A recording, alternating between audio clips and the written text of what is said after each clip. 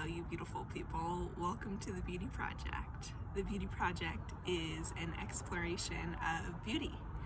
I have been interviewing people for the last few years about what beauty is and what it is that makes them beautiful. And in this version of the Beauty Project, I've been talking to people that work inside the beauty industry. People that do hair, do nails, that are owners of salons, etc. And it's been an absolute blast. It's been kind of a rough journey for me. I've missed it, missed doing hair. However, this has been such a beautiful opportunity for me to stay connected. And so today's interview is with Christina Bowers, and she is the owner of a little salon in Truckee. And I really enjoyed talking to her because of her knowledge and passion for education, and just her deep love for doing the right thing and having compassion for yourself and getting connected to yourself and I guess just like the earth. Like that's like a big takeaway from our conversation is how important eco-friendly products are and how beautiful you can really like make someone when you just use their natural beauty. So enjoy. Welcome to the Beauty Project. Hi, Christina. Thank you so much for joining the Beauty Project. I'm going to have you introduce yourself, tell us a little bit about yourself and what salon you own. Okay, hi. Thank you for having me. I'm so excited. My name is Christina Bowers. I own Sacred Salon in Truckee, California, and I have been in the salon and beauty industry since, for about 20 years now. I started out doing makeup and skincare at Sephora and working in an Aveda salon before I was even licensed, and then I went to beauty school, and I've been doing hair for probably almost 18 years now, and makeup and skincare. I just like everything that has to do with taking care of someone and showing them how to take care of themselves and feel their best, and then shine from that place of feeling loved and beautiful. And I was inspired to open my own salon long before I did, but I finally did about 7 years ago when I was pregnant with my daughter, and I was having some really serious reactions to some chemicals in the salon I worked at. And I just decided to finally move into creating a space that had less chemicals that were irritating for stylists, and just having a quieter, smaller space that was more focused on self-care and love of people's unique beauty without creating the environment where everyone feels inspired to beautify based on their feeling inadequate in some way, which is what I was kind of feeling our industry can often do. Like an image in a magazine can represent something artistic and be inspiring, but a lot of those images can also foster a feeling of inadequacy in people as we compare ourselves to those images. And I just wanted to create a smaller, safer space where my clients could just feel happy being themselves and know that they're beautiful as they are, because very few of us look like those magazine images, and that's wonderful. So yeah. Yeah, it is wonderful. I saw a meme, I don't know, maybe a couple years ago. It was like the people in the magazines don't even look like the people in the magazines. No, right? They don't. Yeah. And I had the opportunity to actually work on some magazine photo shoots. I've done a lot of editorial work and runway shows, and stuff like that throughout my career. And, you know, I saw that firsthand. I got to do a Bazaar magazine photo shoot. It was like 11 or 13 shot spread. It was pretty big. And we flew a model in from like Denmark or something. And I just remember thinking, does no one in America have this bone structure? Like, really? You know, it kind of felt like, yeah, it really, looking for the word. Haven't been able to find words very well this week. It kind of disenchanted me to the whole process. I think I felt more inspired by the art and the platform from which we could inspire change and just inspire others. And when I was behind the scenes creating this magazine photo shoot, I just was like, what is this? We're creating an unobtainable, idealistic image that is going to create a situation where every single person who looks at this is going to feel inadequate. And even the clothing that the model was wearing, some of those things were vintage Chanel pieces that you couldn't even purchase. And I was like, literally, with all the money in the world, you couldn't even look like this model. And I just thought, I don't want to have anything to do with this. And I left Hollywood after that, actually. How long ago was that? Like 14 years ago, I think. Okay. 13 or 14. What day is it? What year is it today? No, you know what? Yeah, 14 years ago. I think it's Tuesday. 2020. Yeah. Yeah, I moved up here in 05, 06, so that's when I left. Yeah. Got it. Yeah, wow. Yeah, it's amazing to have like those like super profound moments that just challenge your values and make you stand up for what you believe in. And sometimes you need those, right? I'm so fortunate to be sensitive to those, and I have them all the time.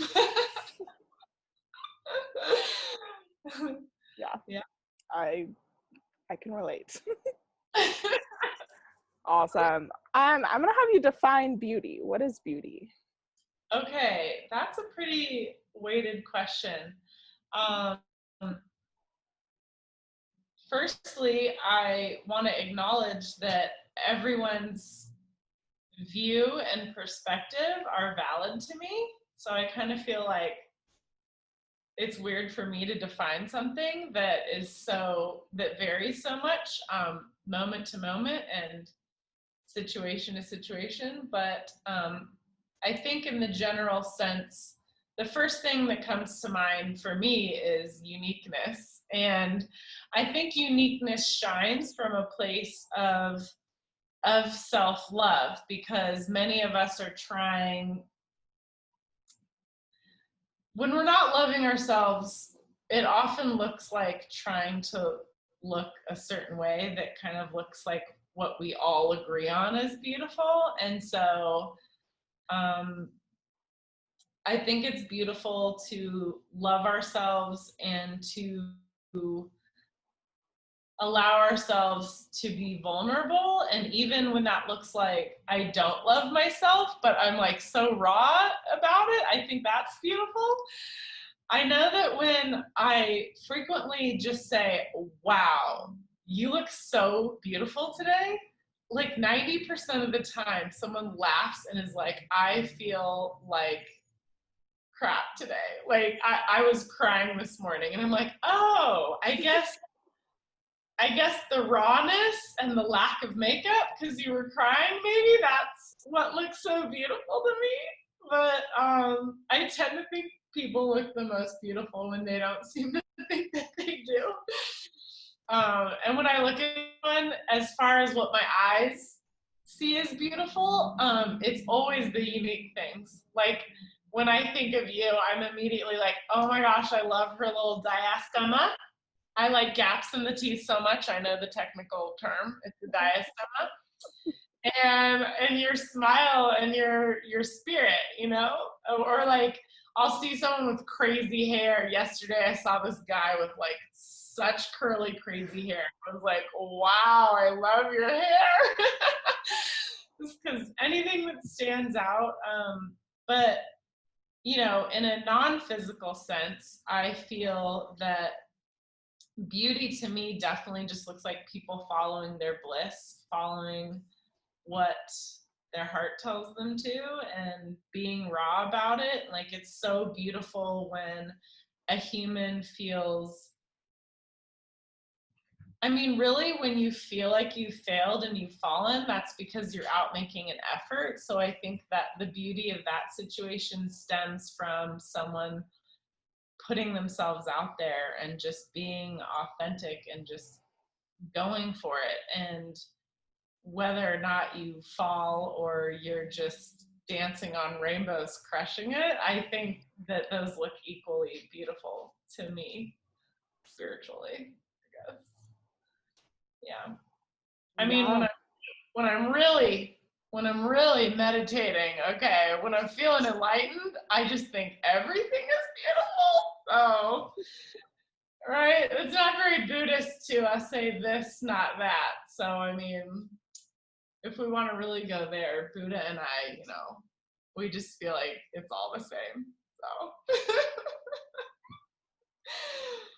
Yeah, I love that. I love the rawness and the vulnerability. You know, just, I mean, yeah, what we were talking about before we started the recording was just like having feelings and feeling tender, and we might cry today. And when you just like shed the light of like what you see in me, like I teared up, you know, it was just like, it just felt good. Yeah. And I just really love that, and I love that perspective, and it is hard to define. And It's beautiful to connect. Can you hear the train? absolutely. Yeah, Great. so we're right in downtown Truckee in one of my salons, and 12:15, the train is rolling through. What a beautiful interruption. You too. I kind of like it. I might leave it in there. I love it. It's very authentic. Yeah. Great. What's the beauty industry to you? The beauty industry is like anything else in this world. It's a platform filled with opportunities to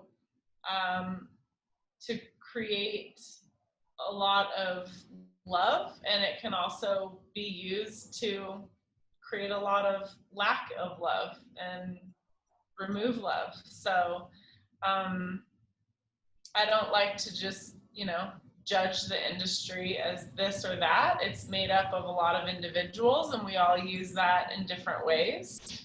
I have gone through years of emotional turmoil over being part of the industry, seeing it the way that I saw it at that time, because I was judging it as a whole rather than the individuals. And I was feeling more victim to the way I perceived it rather than empowered human who could just make whatever I want out of it.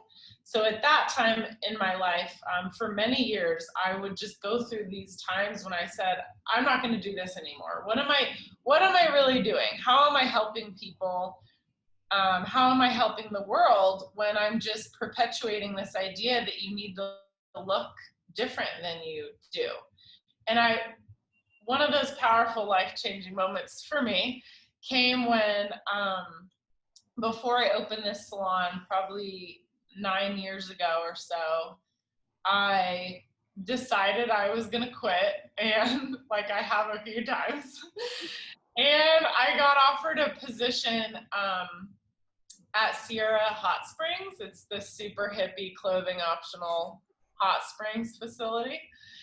And I thought, I'm just gonna go live in the hills, and you know, they said you could live there and whatever. And what really brought me back to this is that during the interview, the the person interviewing me said, wow, you know, you're overqualified and that's awesome that you want to work here. But why do you want to leave such a good paying career and then take this, you know, take a big pay cut and come out here? Like why? And I told him, you know, I want to be helping people and healing more than perpetuating this industry that I perceived at the time as negative. And he said to me, what are you talking about? A haircut is incredibly healing. And I was like, what? Like, seriously? I just had never thought of it that way. And immediately the manager or owner or whatever of the Sierra Hot Springs was like, we have this unused healing room and we could turn it into a little salon for you. And I'm like, wait, this isn't not doing hair at all. Like, look, you know, I'm in literally like a hippie healing community and they're like, ooh, haircuts would be super healing and loving. And it just gave me a new way of looking at it. And I shared it with my clients, as I tend to share a lot with my clients, and I really appreciate the feedback. And I find so much beauty in human connection. And I remember telling a client this story, and he or she immediately was like, are you kidding me? Yes. Haircuts are so healing. Like, I feel so much better about myself. I feel like a new person and so revitalized after I see you. Like, it would be devastating if you weren't available to do this for me. And I was like, oh, okay. I just totally didn't see it that way. And I still struggled with feeling like I really wanted to be doing what I was doing, and then I kind of realized maybe the question wasn't what, it was how, where, when, you know, all of those important questions. And I realized that what I wanted to do was create a different environment to work in that was more reflective of the values that I hold dear. For instance, I'm sorry, clients love these, but I do not carry junk or beauty magazines in here. I carry, you know, health magazines and spirituality magazines and yoga magazines and sports, you know, but not, I don't want someone going, oh my gosh, so-and-so celebrity just got a divorce. I'm like, that's sad. That's not, let's talk about you, you know? And let's talk about what makes you feel good, and let's talk about what you're working on as a human right now. And I feel so much more fulfilled at the end of the day. And you know, it's about the client, but it's about me too, because I need to be healthy and happy and feel fulfilled in what I'm doing. And having conversations about celebrities' lives, it does not do that for me. And comparing ourselves to insanely edited, high fashion images does not do that for myself or my client. And I have the most incredible connections and create the most beautiful relationships with my clients in the spaces that I've created now. And so I realized at that time it wasn't like what, it was how. And I felt really empowered in that. Like, I don't have to.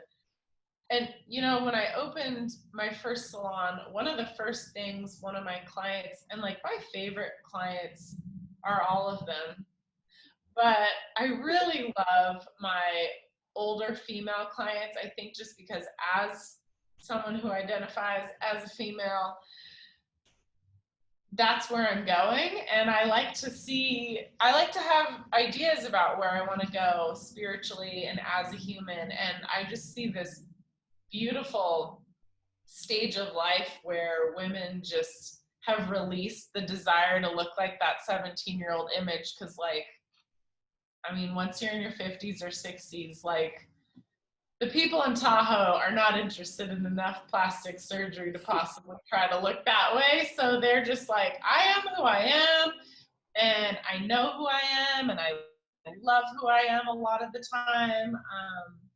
I just love the confidence and the laid back nature of those clients. And yeah, one of them just right away said, oh my gosh, I just saw her body language, you know, just relax. And she said, honestly, like, every time I would come see you, I would feel old or ugly. What? And she said, you know, like, I'm sure all these other humans are great, but when I'm sitting in a chair surrounded by stylists with the push-up bra and the hair done and the extensions and the injections and the lash extensions and the breast augmentation, and she's just like, I just felt really inadequate. And I realized that it wasn't just a magazine image, it's also the image that our team is displaying, is creating sort of a standard that our clients want to reach up to. And that can definitely create a lot of success financially for stylists. I mean, when you go into a salon, a lot of the times you might just like want to pick whoever you think is most attractive, but it ultimately will leave a lot of clients feeling unattractive, and that is the opposite of what I want to do. So yeah, that's what led me to opening my space, and that's what taught me that the industry is not just what it is, it's what all of us make it. Yeah, absolutely. Yeah, as a whole collective. Yeah. What did you say to her in that response? I'm curious. I said, I am so happy that you feel that way and that you appreciate this new space that I've created, because you're beautiful. I know you're beautiful. You know you're beautiful. But I'm so grateful that I have your support and all my clients' support, so that I am able to create this space to offer a different experience to you. And thank you so much for being my client and helping me get here. What else would I say? I mean, do I remember the exact response I made? I'm sure it was somewhere along the lines of, I'm just so happy that you appreciate this. I said, that is exactly why I made this. So it was very validating. It's like, yeah, that's exactly why we're here. Yeah. Yeah, having that reflection is amazing. Yeah. Cool. When did you know that you wanted to be in the industry? Well, I did a pretty awesome haircut on my Barbie when I was like 5, and I knew I had potential. I think I was around 8 or 9, I can only guess. And I just remember this moment for some reason, aside from the Barbie haircut. I wasn't in trouble, and I thought, is that because I did such an awesome job? But I mean, I knew I wanted to be somewhat affiliated in the industry when I was very young. I was basically raised, from my perspective, of having this feeling that I sort of belonged in it, because my mom's mom was an actress and a model. And I just kind of assumed I was going to be like a tall, skinny, beautiful model when I grew up.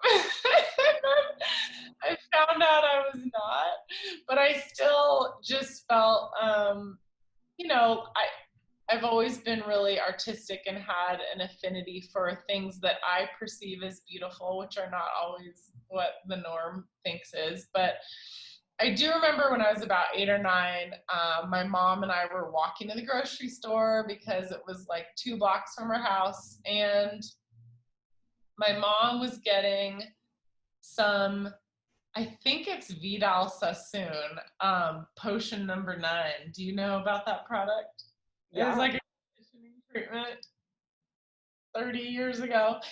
And I said, Mom, what is Vidal Sassoon? And she goes, oh, that's someone's name. And I was like, wait,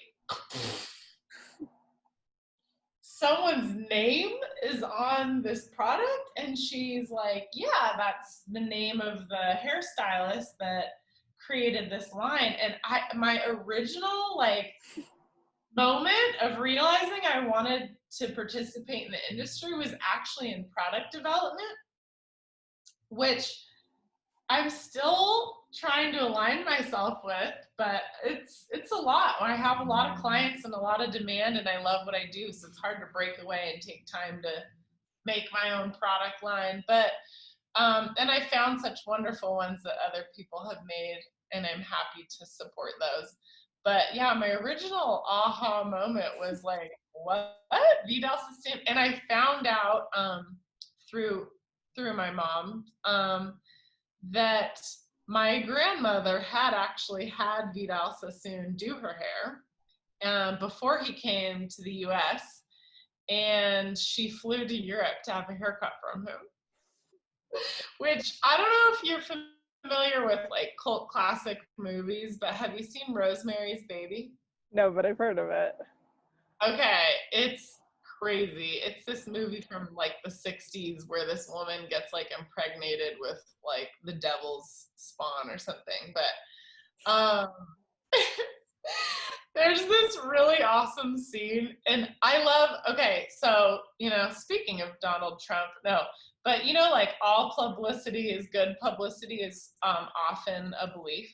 Well, Vidal Sassoon actually started out his being recognized here with a negative sort of connotation, but the publicity was, obviously it worked out well for him. But there's a scene in the movie where Rosemary has her hair cut actually pretty short by Vidal Sassoon, and her husband or someone goes, Rosemary, what have you done with your hair? And she goes, oh, do you like it? It's Vidal Sassoon. And he's kind of like, no, it looks horrible. But that, I think that was like part of how, you know, that was him getting famous. And anyway, also my mom told me she was in a college course with his wife in California. And so I just kind of had this very personal connection, like, oh my gosh, we could be friends. I could be working with Vidal Sassoon. Like, someday when I'm older, and I started really young. I went to beauty school as young as you could. I was still in high school, and I would leave through an ROP program at noon and go to beauty college. And so I was graduated before my high school graduation, I believe. Oh, I also finished high school early, so, but those things happened when I was like 17, and I already was working in a salon. So yeah, I mean, I feel like I've kind of always known. Sounds like But it. it's over time. Who knows what's next? Yeah. The how. The what's been for sure, but not the how and when and where and all that. So yeah, that's how I first knew. Cool. It sounds like you're very clear on your why, though. Yes, very much. I mean, there's always been a desire for artistic expression. I think when I was younger, that was more powerfully the why. But as I got to know clients, the why like strongly shifted into like a very personal desire to help someone love themselves and show them how to care for themselves. And when I came up with my salon name of Sacred, which was a pretty heavy, powerful word, I just was thinking about how self-care should be sacred. I don't like to say should, but I want to help show people that that is one of the most important things that you need to do is love yourself, and self-care can be a practice that helps you cultivate that self-love. I love that.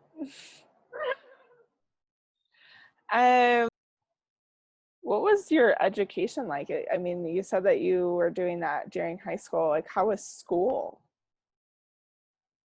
It was horrible. I hated it. Yeah, it was terrible. It was abusive. It was. I went to a place in the Bay Area. Let me just start by saying that, and it is called Paris Cosmetology College. I don't like to tell anyone I went to Paris Cosmetology College. That sounds a little deceiving. It was not in Paris. It was in Concord. And actually, I started at Dublin, which was the closest to my home, and it was so horrible and abusive, I switched. And I use that word very knowingly that that's a heavy word. The director of the school was so horrible. He would tell you you were ugly. He would say, like, you look effing ugly. Go put some effing makeup on. Like, what? And I feel like he was just, I mean, his intention, whatever, may have been to show us, to teach us that we need to present professionally in our industry. But I already found the unparalleled. What am I trying to say?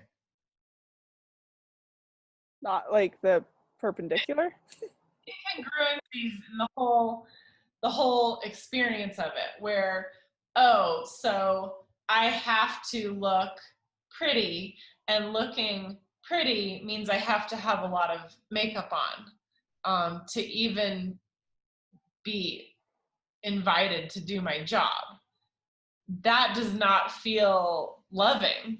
That does not feel beautiful. This feels abusive, and I don't want to have any part of it. But I still loved doing it. I mean, right away, I had this really good friend who I still know, but we've parted ways, you know, over throughout life. But she was so supportive, and she would come every single week that I was in beauty school and have me do her nails, because we're forced as cosmetologists to learn nails, makeup, skincare as well. I happen to be the exception where I enjoy doing all of those, but most of us are like, I just want to do hair. What are you talking about? So, but she would come, and I had to do acrylic nails. So I would do her nails every week, and we would talk. And just that was a personal reminder to me every single week, like, that I love caring for those around me. And my friend was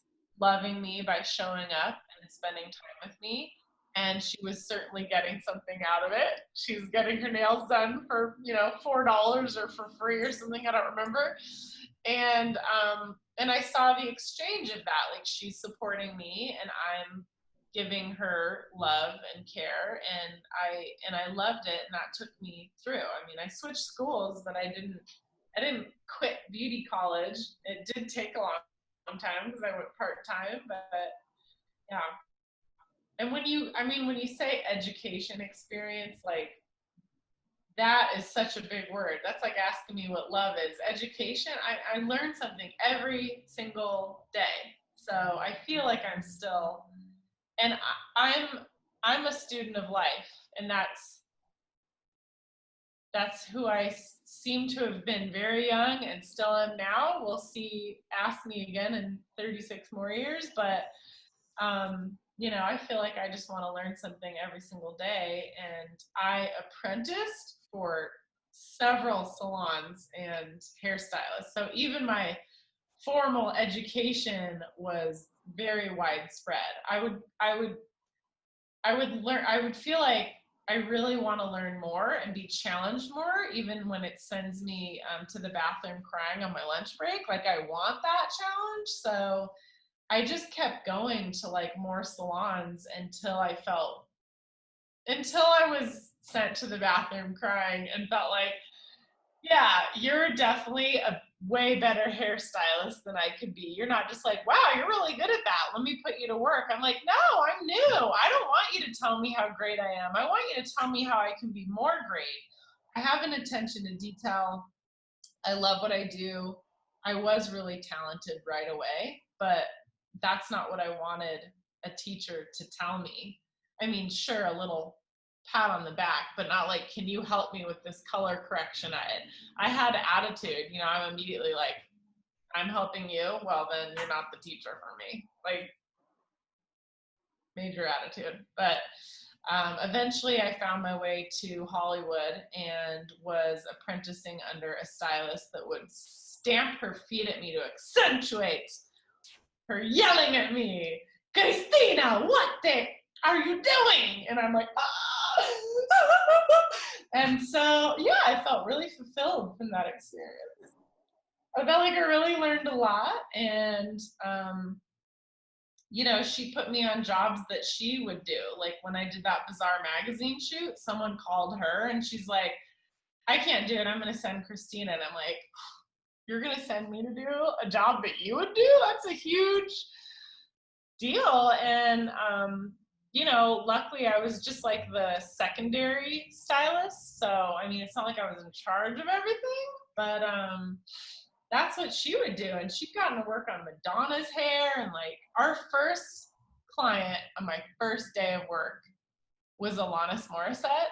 And I was like, what? Like, this is, you know, huge. And it was exciting for me.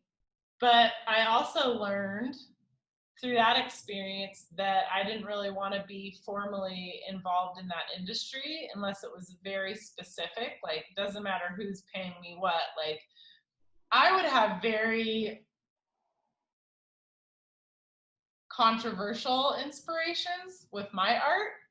Like, I was vegan at the time, and I was like, if someone wants to do a picture of like a model being like choked with her mascara running and like some raw meat forced into her mouth, like, I'll do that. But I know, my imagination is huge.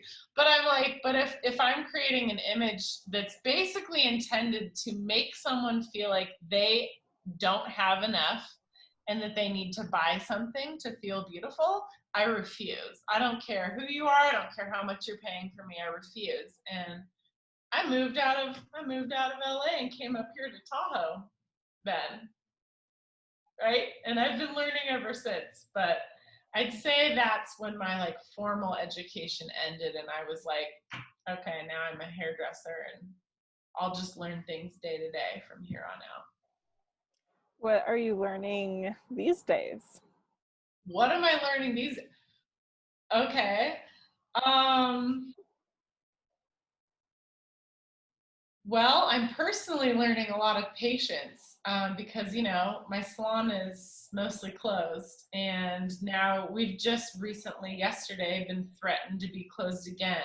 Our county is exempt, but like 3/4 of the population of California, like all the salons are probably being closed unless you want to cut hair on the sidewalk, which I would love to do. I have a wonderful sidewalk in front of the salon, so I may do that if the law creates an opportunity. The wording, from what I understood, was all of these salons in this county have 3 days to figure out how they can operate outside or they close. And I'm like, awesome. I got a 10 by 10 pop-up and I will just put it right in front here and put a mirror in the window and it'll be great. But you know, if it's windy or rainy, that doesn't work so well. I'm personally learning a lot of patience, and I'm also like, I'm trying to see this. I love the word challenge, but I prefer to use the word opportunity. And I'm seeing an opportunity right now to really come back to why I'm doing what I'm doing, what I'm getting out of it, and what I can give through it. And just reassessing my own life balance. looking at myself, like I totally can acknowledge that I tend toward indulging in the shadow side of the martyr archetype. And I'm just like giving, giving, giving, working, and just going like, hello, I sacrificed everything, and where's my thanks? I'm not going to get it, and that's my responsibility. That's nobody else's fault. And that's a learned trait, but that doesn't mean it's not my responsibility to work on that. And I realized that it's not just that I need to work less because I love working and I don't feel like it's bad for me. It's just that I need to do other things more. And unfortunately, if I work all the time, there's no time to do anything else. So, for me, those things are just things that bring me back to mindfulness and being present. And I find that when I am working all the time, which doesn't just mean doing hair. Now that I own 2 salons, like I'm placing orders, I'm unboxing things, I'm breaking down cardboard, I'm driving into the cardboard recycling center, I'm ordering supplies. I feel like I'm almost constantly working, and my daughter is my greatest teacher and reminder of that. Because when she is with me and I'm off work, I'm just constantly getting pulled to that cell phone. Like, who do I need to text back? Who do I need to help schedule something? What do I need to order? It's on my phone. And she's like, Mom, enough with the phone. Yes, she talks to me like that. She inherited my attitude. Mom, enough with the phone. I bought her first watch so we could practice telling time. And I gave it to her yesterday. And she told me the time like 3 times. And then the 4th thing she said was, Mom, time's a ticking. They're like, okay, time's a ticking. Great. Didn't know the watch was going to do that. But she keeps me really aware that I'm being not aware, that I'm being distracted, that I'm being pulled away by my business. And that creates the opportunity for me to blame something that I created out of love. I can blame for my own lack of love, lack for time for self-care, lack of time for yoga. I mean, it doesn't even have to be going to a yoga class. I just need to sit outside without looking at my cell phone. Sometimes I lay outside on the laptop, and that's great if I have to be on the laptop, but I just need to sit outside and just look at the trees and go dip into the lake. Simple things, and just have those moments of just presence. And I don't have an impressive Instagram feed. It's important to me not to be taking pictures all the time either, because I think it's beautiful to look at a scrolling feed of people's experiences, but I'm actually looking at a captured moment of usually their least present moment. I'm like, that's when they thought they should take a picture instead of they were just there not thinking about the picture.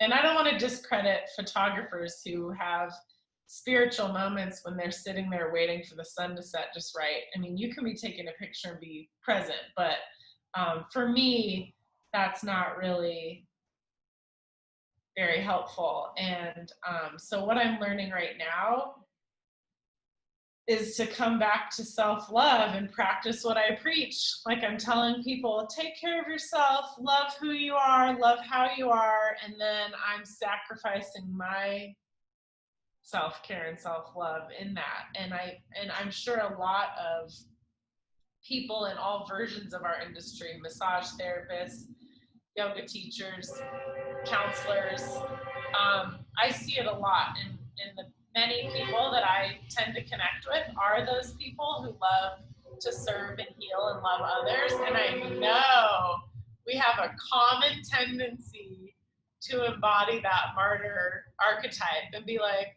oh, I'm doing 50 hours a week of therapy and I just can't make my lunch and I just can't meditate. And, I just can't. And then things start falling apart. Our relationships, our homes, and this home, the most important relationship, falls apart. And so I right now I'm just working on reminding myself, truly reminding, not just saying the words, but doing the action of loving myself, being present, and saying, like, how can I just, like, the more present I am, really, the less money that I spend and the less things that,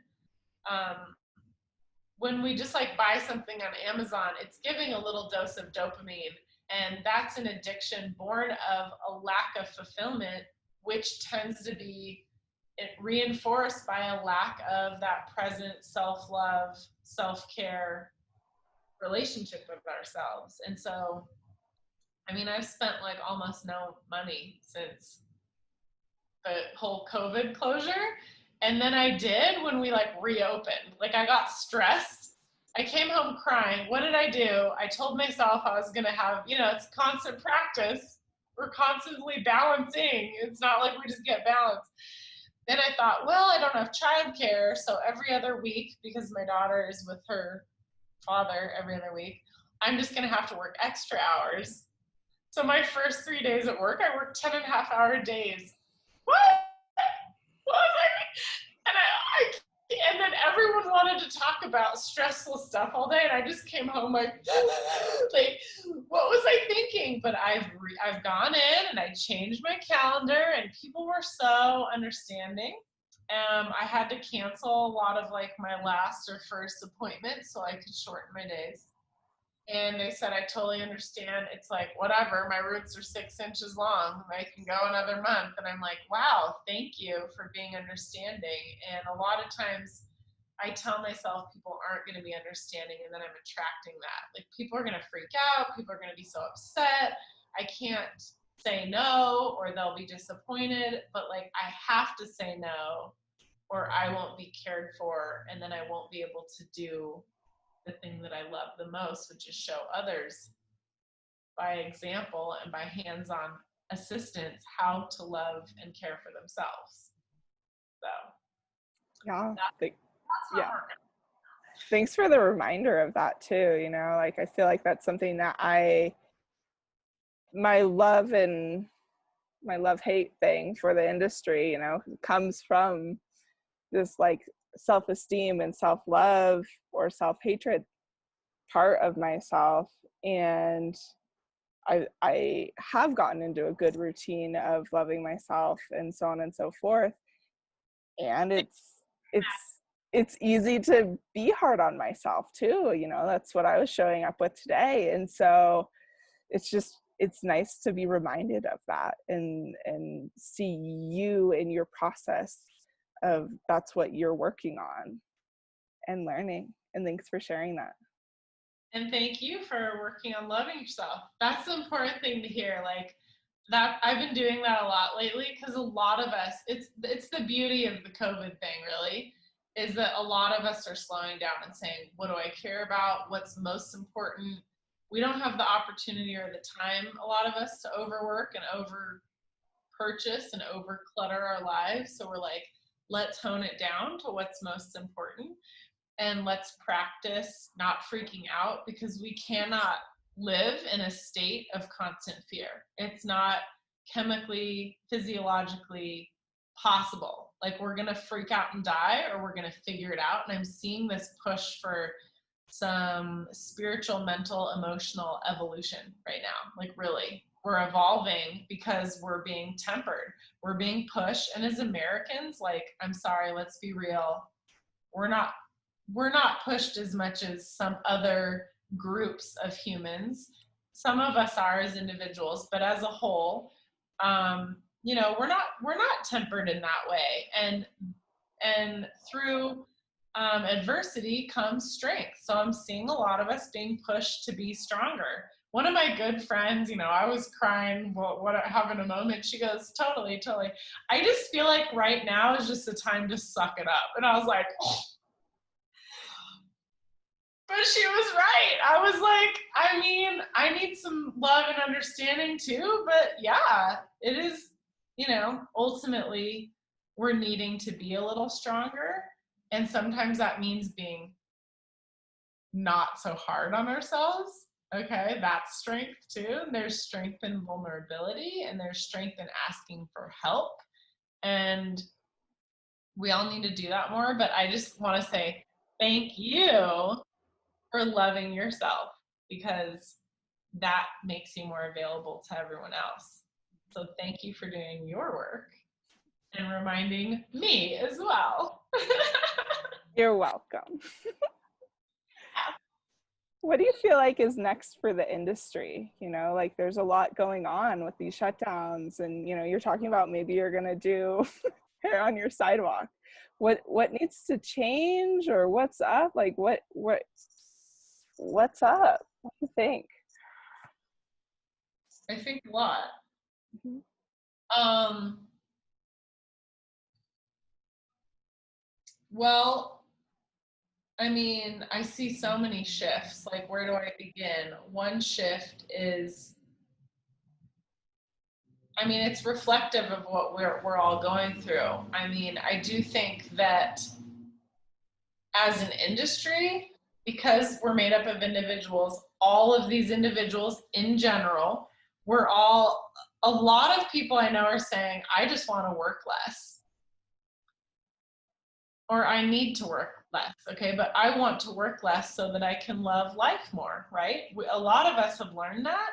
So in that, I think we're going to cultivate a general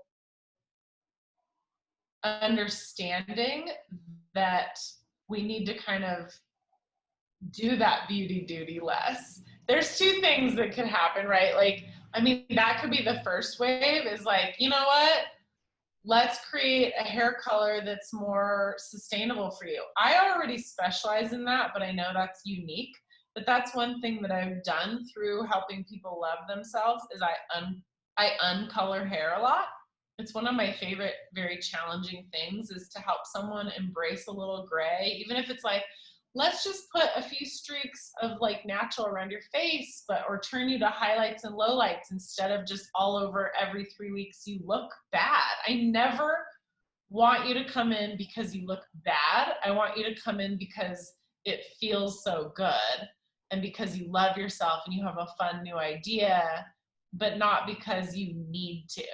So that's something that I do that's unique, and I imagine a lot of people are going to follow that. And I'm actually seeing this opportunity. I have been inspired for many years again, but haven't done it yet, to step into more of an educator role. And I found that challenging because I martyr myself into having to work all the time. But part of opening a salon was to be alone. And then when I expanded 4 years ago into having more of a team space with multiple chairs, I was thinking originally, I'm going to train everyone and I'm going to have all these classes. And it's just like, it was hard. Also, we live in like a unique area where hairstylists aren't really employees, which means I can't say, you need to learn this. I can't say, let me teach you that. I can't even legally like talk to a client and say like, oh, they didn't do that right. Let me help fix it and let me show them how. Like, I can't do any of that. And so I just kind of gave up. But I'm just realigning myself with that. And I also am interested in being like a brand rep, a brand educator. And so I have been aligning myself with some opportunities in that area. And I'm really excited to see where that leads, and creating my own educational platform for showing people how to make their salons more eco and realign with that vision of teaching self-care and self-love, and sort of shifting the industry. Like I found such fulfillment in doing that myself, but because I always want to like reach out to the world, and I know butterfly effect, you give one person a smile, it does do more than just that. But I just immediately thought like, can I just go around to like all these salons all over and like help them all shift so that everyone is, you know, just kind of spread it a little wider.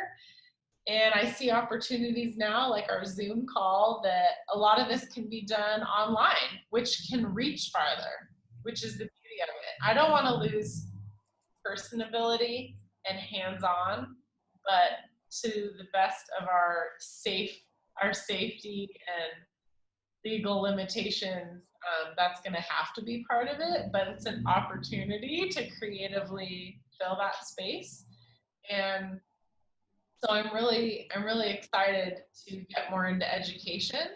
And I think that a lot of us are going to step into a little more education with our clients, because if we can't see them all, you know, there's a lot of like, can I just color my hair at home? And a lot of people I heard are like, oh no, I don't want my client to be figuring out she can do it herself. And I'm like, what are you talking about? Like, I think we need to realign with love. And like, if a client is now making less money, if a client is now having to be home with their kid, if a client can't come in as often for any of these reasons, if we are legally shut down again, I don't want to just tell a client too bad.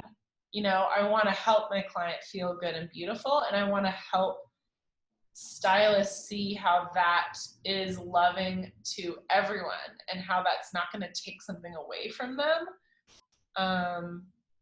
I made a new client over the closure because I promoted doing roots at home. I made a video on how to do it yourself, and I made little to-go kits. And she was like, that color, like I didn't even see her in person, and she was like, that is the best my color has ever looked. And I've been looking for an excuse to find a new stylist because I've tried a few and I just felt kind of stuck at the salon, and now everyone's closed, so I have to. And she ended up coming to me as soon as we could open, and she was just like, thank you so much for doing that for me. You know, like I felt so ugly and I'm doing all these video calls, and to know that like you were willing to help me with that and to bring me color and tell me how to do it was just like so kind of you. And I was like, thank you. That's what I wanted it to be. You know, it's not just like an opportunity to make a ton of money because I didn't, but it's an opportunity to cultivate those relationships and make those connections. And that's going to lead somewhere new that we don't maybe even know what that's going to look like. But that could look like virtual appointments. Like you and I are sitting here and I'm saying, oh, no, yeah, pick up that clump and hold it up and just snip a little right there. And most of my clients would pay full price or even more. A lot of people offered to pay even more, or full price for a service just for me to give them their color. Even though I was charging about half, people were willing to pay a lot more. And you know, I think there's going to be a lot more of that. And I think the next thing that might come though is like there might just be a lot of new people in the industry, because like we're all working less now. We need more stylists, so that'll happen in a couple of years maybe. But for now, I think it's going to be a lot of talking about what's important to you, how to care for yourself. I feel like the industry is going to shift more in my direction. Like I'm ready to be in the lead. I'm like, okay, I'll be an educator for this. I'll create classes about it. Like that's what I'm hoping for. It's very exciting. I'm excited to see what's next for you. I did find one legal interesting gray area that I think will shift, because I like to follow all that as well, money, legalities. And in Hollywood, we have, we had, when I was we Californians have this like loophole in the California State Board regulations, which allows for on-site styling if you're in the industry. But I think we can easily shift to creating that outside of the industry. and having that extend to all of us. I read extensive notes on meetings that the California State Board has had regarding this issue starting back in 2016, and they still haven't come to a conclusion, which I think they could figure out now. But a lot of the concern against it was like, oh no, I mean, I think salon owners, which I'm one, and yeah, it's scary for us, but salon owners were like, wait, I don't want my stylist just going to people's houses instead. And then, so some of not opening that up was to protect salons, because like that would be horrible if we just all go out of business. That's bad for the economy, the town. I mean, it imbalances things. But then also, people were concerned that it was dangerous and people weren't going to be able to follow regulations, and State Board would not be able to show up and check us out. Let me tell you, State Board doesn't show up and check you out on a movie set either. And if they allow it there, they should be able to allow it everywhere. Just because you're working on a celebrity doesn't mean that you're just better at following laws and being clean. We're all just the same people with the same licenses. I think they could create a new certificate maybe, where they just say, this is what it would look, this is what your kit needs to look like off-site. This is how you maintain a safe environment out of the salon, and add on a little online, maybe I'll teach it, a little online certificate program for that. And I don't see any reason they couldn't just extend that. They've sort of done it. There's like this little certificate that I got where you just print it out, but it's like, it's just a statement, you know, like you have to have all these signs on the walls in the salon. So it's like a sign you have to have when you're on site at someone's house. But also like old people, like when you go to a old people home and do hair, which I love old people and I love doing that for them. If someone I know has been in like a convalescent hospital, I'm like, please let me come do your hair, and they feel so much better. It's very rewarding, but doesn't make any money, I'm sure. But yeah, I think that we'll find a legal way to keep salons open for now, and say like, you're allowed to do it on site through a salon. You can book your appointment through a salon on site. Square already offers this, although it's not like completely for sure legal. I think we'll just clarify that, and we'll see a lot of that where salons exist and teams exist, and salons are more educational hubs now that are used sporadically by like one or two stylists at a time. And then we'll see like a new certification that allows people to do on-site in people's homes and shows us how to be like super extra. Like, you just bring a trash bag. I hate the waste though. Oh my God, you just like have to use plastic with this new, I've bought like compostable bags and they just shred. I mean, and if you're dealing with truly contagious viruses, you really can't just be like sticking it in a basket and putting it in your car and breathing it in on the way home. You're going to have to put it in a sealed container. But one of the things I want to do is think of ways to do that without as much waste, and then create my educational opportunities to like share that information with people. It's like, maybe you don't have to put it in a bag. You put it in a Tupperware with a lid and you wash it, disinfect it, and reuse it. Things like that. Sure. Lots is going to change. Oh yeah, definitely. It already is. Yeah, I haven't really done a whole lot of research into what Green Circle Salons is doing, but I know that they have a new PPE program inside of their program. So maybe I'll look into that and see what's happening. One of the several companies I work with is Simply Organic, and they created compostable gloves, which I just ordered them. We'll see if they're strong enough to not tear while you're working. But and disposable capes, but I was like, are those compostable? I don't love the idea, but also like you have to use a different cape, you know, on every single client, which A lot of this is just us following the laws we're supposed to, but we don't always, and we use like a towel over the cape or something, which is fine normally. I mean, that's why it's worked this way for 100 years or whatever. It seems like 100-year-old laws. However, now that is not acceptable. And we're doing things like, everything's separate and clean, and that needs to be in like a Ziploc bag. And I'm going, no, Ziploc bags. But, we'll figure it out. It'll get better, sure. Cool. Awesome. All right, Christina, I'm gonna have you create your beauty statement. My beauty statement? Your beauty statement. So it's basically just 4 fill in the blanks, and they can be as long or as short as you feel desired. And I'm just gonna read them to you. Beauty to me is.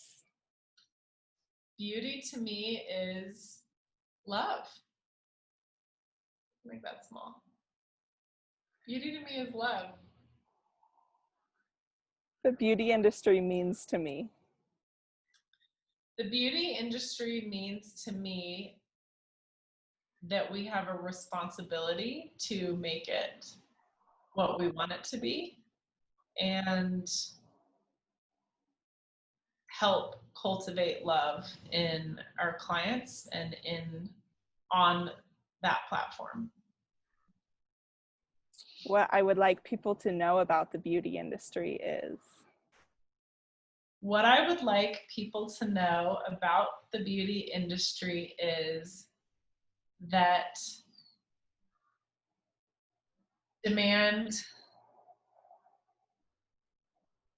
leads supply, and you can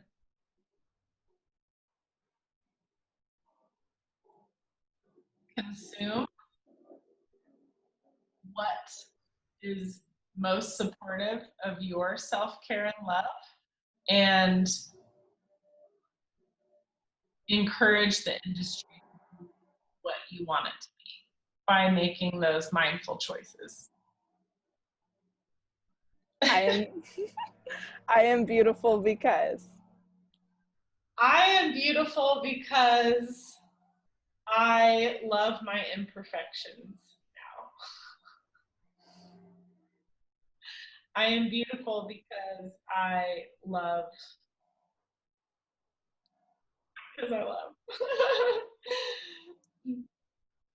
Awesome, Christina. That's about it. I have absolutely loved this time with you and hearing your perspectives, and it's just really inspired me. And I love what you're up to. Thank you. The inspiration is mutual. I love that you are following your own passion and exploring and expressing your creativity in this unique way. And I'm really happy to support it and support you and love you and be a part of it any way that I can be. Yeah, that's about it. Good. This was fun. This was fun.